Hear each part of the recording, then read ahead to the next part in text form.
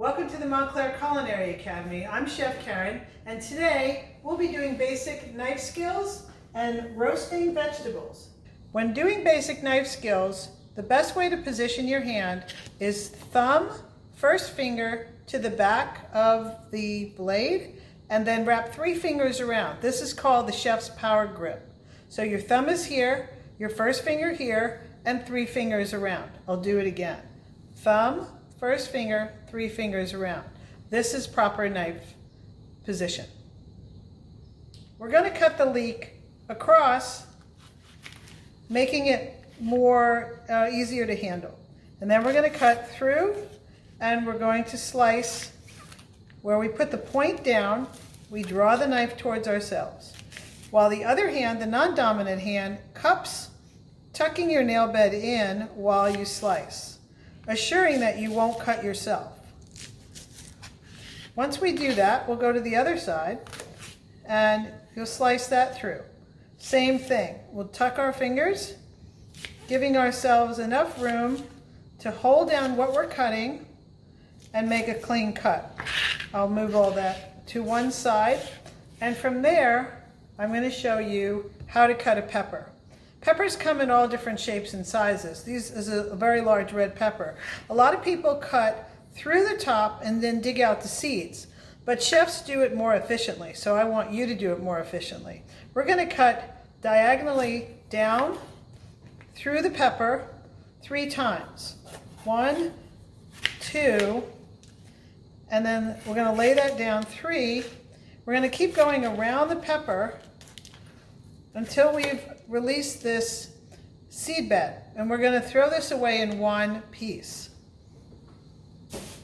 Once we've done that, we're going to take each piece, I'm going to push our seeds away, and take each piece, and we're going to do the same thing where we're going to hold the knife in our proper position and we're going to slice through the pepper. We're going to come back after the pepper is all sliced and we're going to do our dicing. So through the pepper, we're just going to put a point down and slice through the pepper. Each of these individual pieces will now be diced. As I take them back, I can do 1 at a time or 2 at a time, but I'm going to get a nice medium dice, which leaves about 1 inch of pepper. And the reason that we do this is because we want a uniform cut. And the reason that we want it uniform is because it cooks evenly. If pieces are too small or too large, mixed in with our medium-sized pieces, the small pieces will burn and the large pieces will not continue to cook. So we want to cut everything as uniformly and as evenly as we can.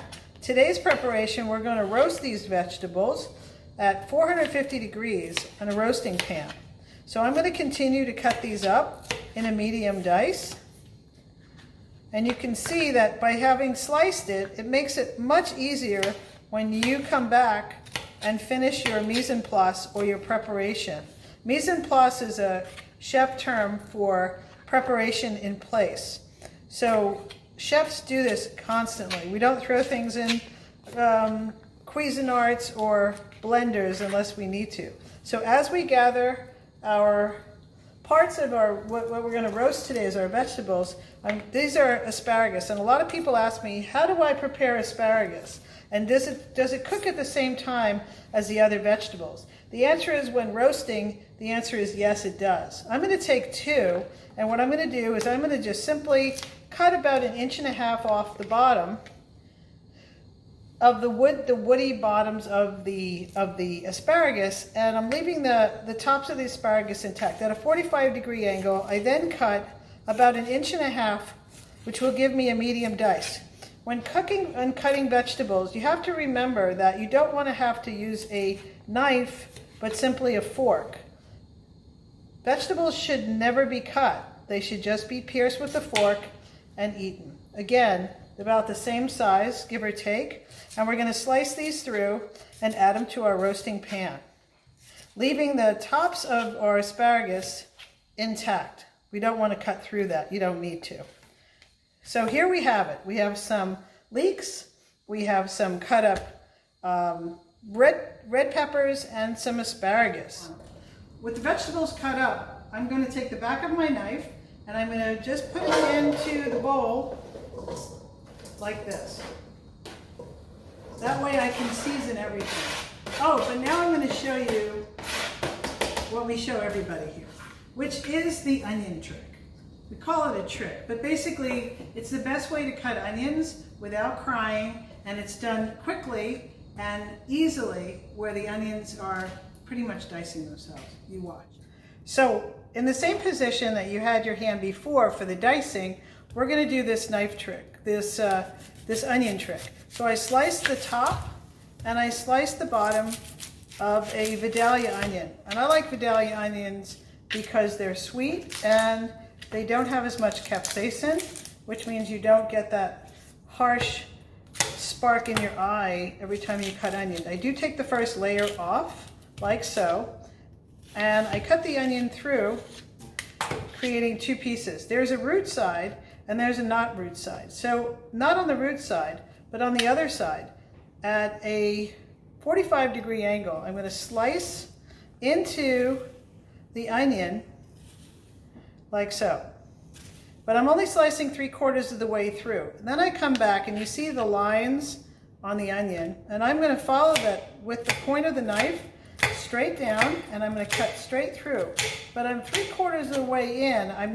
The onion is still intact. I'm not cutting the onion into pieces. When I come back, I'm going to tuck my hand again, tuck my fingers under, and in that same position, I'm going to just saw down, and you can see how nicely the onion dices. With that diced onion, I'm going to add it to the other vegetables. The oven is set to 450 degrees, and we'll begin roasting.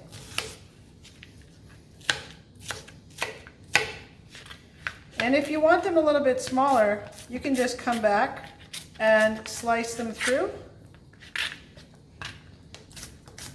But this technique really allows you to pretty much dice the onion very quickly. Onions to the bowl, and I'm immediately going to season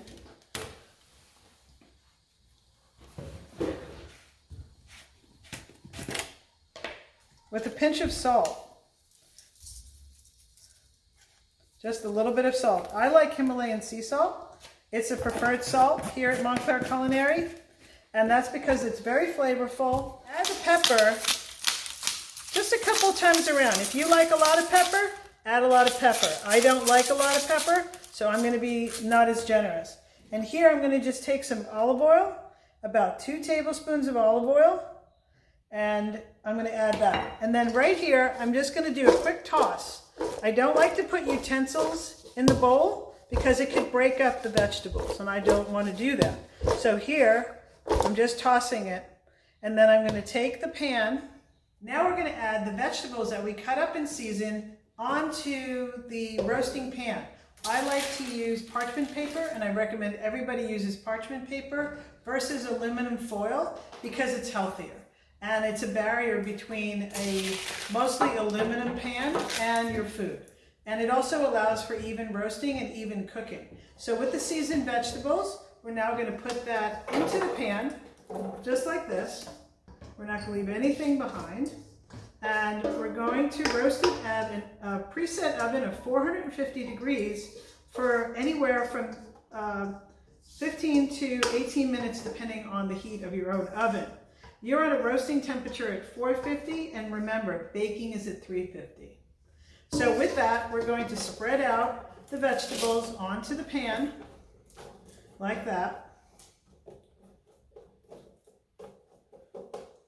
With your vegetables that are laid up on the pan, on the parchment paper, we're going to put this in the middle of the rack, in the middle of the oven, at 450 degrees.